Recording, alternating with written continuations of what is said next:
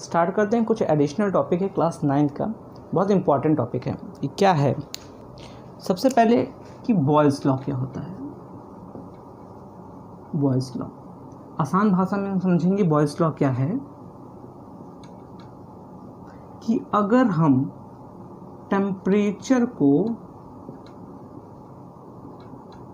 Constant कर दें, constant का मतलब बेटा इसको कोई चेंज नहीं करना है, यानी जैसा है वैसे ही छोड़ दो, तो क्या होगा? प्रेशर एंड वॉल्यूम का रिलेशन, यानी अगर टेम्परेचर कांस्टेंट रख दें और प्रेशर वॉल्यूम में कुछ चेंजेस करें तो क्या आएगा? तो हो गया क्या कि जैसे आप किसी चीज़ पे प्रेशर लगाओगे तो उसका वॉल्यूम कम होगा कि नहीं होगा, यानी ऊपर से प्रेशर लगाते जाओ तो कम होता जाएगा कि नहीं वॉल्यूम। तो प्रेशर बढ़ाओगे तो वॉल्यूम कम हो रहा है, तो pressure is inversely proportional to the volume. अगर कोई चीज़ बढ़ाओ कोई चीज़ बढ़ रही है तो वो डायरेक्टली प्रोपोर्शनल, और कोई चीज़ बढ़ाओ घट रही है तो उसको हम इनवर्सली। तो यहाँ पर हमें क्या मिला है कि pressure is inversely proportional to volume. और हमें समझ में आएगा इसका अगर ग्राफ समझेंगे तो एक तरफ हम प्रेशर लगा दिए, एक तरफ हम वॉल्यूम लगा दिए, और हम देखेंगे कि जैसे जैसे प्रेशर बढ़ाते जाएंगे वैसे वैसे वॉल्यूम घटता जाएगा। और ये ग्राफ कैसा होता है? आइसोथर्म ग्राफ, इसे हम कहते हैं आइसोथर्म ग्राफ। अगर हम चार्ल्स लॉ पे आ जाएं, चार्ल्स लॉ, तो चार्ल्स लॉ क्या होता है कि अब टेम्परेचर को नहीं प्रेशर को कांस्टेंट कर देते हैं। क्या कांस्टेंट है? प्रेशर कांस्टेंट है।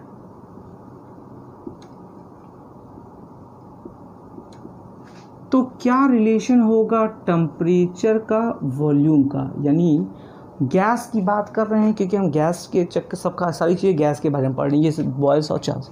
तो जैसे जैसे तुम टेम्परेचर बढ़ाओगे तो मॉलिक्यूल्स आपस में दूर होते जाएंगे, तो गैस और ज़्यादा होता जाएगी, वॉल्यूम बढ़ता जाएगा कि नहीं बढ़ता जाएगा? तो जो वॉल्यूम होता है वो डायरेक्टली प्रोपोर्शनल होता है टेम्परेचर के। यहाँ पर हम लोग पढ़ रहे हैं प्रेशर के डायरेक्ट इनवर्सली प्रोपोर्शन, यानी अगर हम वॉल्यूम की भाषा में इसको निकालना चाहें तो हम लिख सकते हैं कि volume is inversely proportional to the pressure, और यहाँ volume is directly proportional to the temperature. तो एक जहाँ प्रेशर और टेम्परेचर, एक पे हम प्रेशर टेम्परेचर पे लगा दिए, जहाँ प्रेशर पे लगा दिया। अब अगर हम लोग बात कर लेते हैं और इसका ग्राफ अगर बनाना होगा तो यहाँ पर हम लोग आइसो बार कहेंगे ग्राफ को। क्यों? क्योंकि यहाँ बार मतलब प्रेशर कांस्टेंट है, और एक तरफ हम टेम्परेचर ले लेंगे, एक तरफ हम वॉल्यूम ले लेंगे, और इसको हम मैग्नीफाई कर लेंगे। अब हम लोग अगला चलते हैं, उसको हम कहते हैं गे-लुसाक लॉ, जिसमें हम लोग देखेंगे क्या? हम लोग ये देखेंगे कि अगर हम लोग यहाँ टेम्परेचर कांस्टेंट किया, यहाँ प्रेशर कांस्टेंट किया, अब हम क्या करते हैं कि वॉल्यूम को कांस्टेंट कर देते हैं। वॉल्यूम क्या हो गया? कांस्टेंट।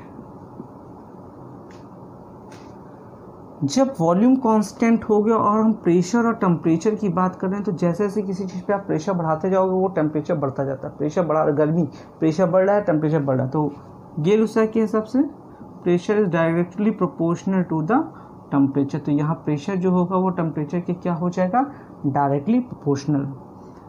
एवोगैड्रो लॉज की बात करें, एवोगैड्रो लॉ,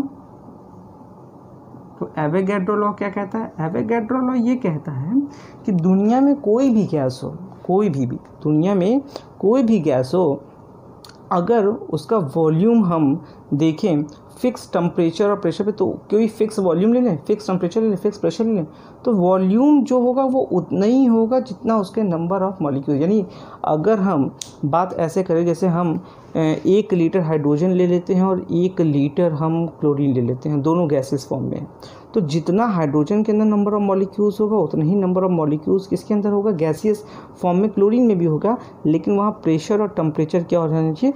फिक्स। इसका मतलब है कि volume is directly proportional to the number of molecules. Volume जो होता है वो नंबर ऑफ मॉलिक्यूल्स के डायरेक्टली प्रोपोर्शनल होता है। जब 3 इक्वेशन को बैठाते हैं, ये वाले को, ये वाले को, ये वाले को जब देखते हैं, तो एक जहाँ v मिल रहा है डायरेक्टली प्रोपोर्शनल 1/p, एक जहाँ हमें मिल रहा है v is equal directly proportional to t, और एक जहाँ हमें मिल रहा है v is directly proportional to n यहाँ पर। अब इसको हम शायद तीनों को मिला दे तो हम लिख सकते हैं v is directly proportional to nt और inversely proportional to p। v is directly proportional to nt और इन्वर्सली प्रोपोर्शनल टू v। और इसको हम ऐसे भी तो लिख सकते हैं कि अगर हम मान लें कि ये डायरेक्टली प्रोपोर्शनल हटाना है तो यहाँ पे एक प्रोपोर्शनलिटी कांस्टेंट लगाते हैं तो इसको हम कहते हैं r। तो v इज इक्वल टू हम लिख सकते हैं r nRT, v is equal to nRT upon p। इसको और अच्छे से लिखना चाहें तो हम लिखेंगे pv is equal to nRT, pv is equal to nRT। इसको हम कहते हैं आइडियल गैस इक्वेशन। क्या कहते हैं? Ideal gas equation. यानी तीन को मिलाने के बाद हमें जो मिल रहा है उसे हम क्या कहेंगे? Ideal gas equation. अब एक चीज़ और ले लेते हैं कि प्रेशर,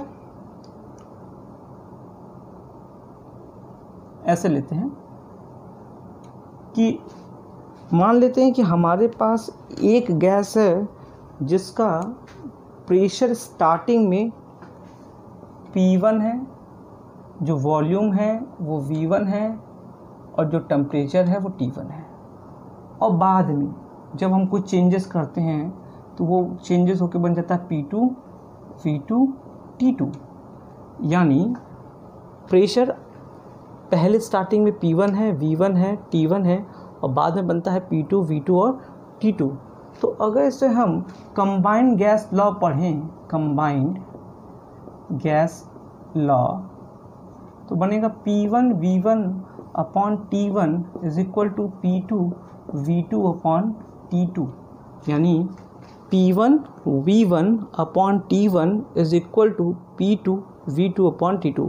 और इसको हम कहते हैं कंबाइंड गैस लॉ। ये पूरा मिला दें तो ये क्या हो गया? एक कंबाइंड गैस लॉ है। किस तरीके से पूरा गैस जो होता है वो आपस में कंबाइन होता है। तो ये कुछ एडिशनल टॉपिक है। इसके अलावा एक और चीज़ है, kinetic molecular theory of gas. Kinetic molecular theory of gas क्या कहती है? देखिए, इसको समझते हैं, बहुत आसान सा है। पहली बात कि जो गैस के मॉलिक्यूल्स होंगे वो दूर दूर होंगे, पहली चीज़, ये पहला पॉस्टुलेट। दूसरा पॉस्टुलेट कि वो हमेशा क्या करते होंगे? रैंडम मोशन में करते। तीसरा पॉस्टुलेट क्या कर सकते? इनकी एनर्जी क्या होगी? काफ़ी ज़्यादा होगी। तो यही चीज़ क्या हो गई? Kinetic molecular theory of the gas. यानी गैसियस मॉलिक्यूल्स की क्या क्या प्रॉपर्टी है भाई? वो दूर दूर होंगे, उनके अंदर रैंडम मोशन बहुत ज़्यादा होगा, वो हाईली एनर्जेटिक होंगे। इसी को हम कहते हैं kinetic molecular theory of the gases.